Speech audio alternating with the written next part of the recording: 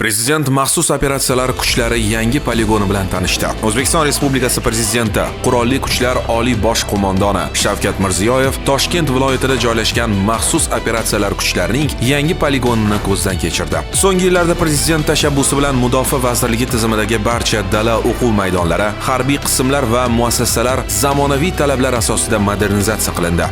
Yangi poligon esa ushbu ishlarning mantiqiy davomi bo'ldi. Poligonda harbiy xizmatchilarning jangovar tayyorgarligi, jismoniy va ruhiy barqarorligini oshirish uchun zarur sharoitlar yaratilgan.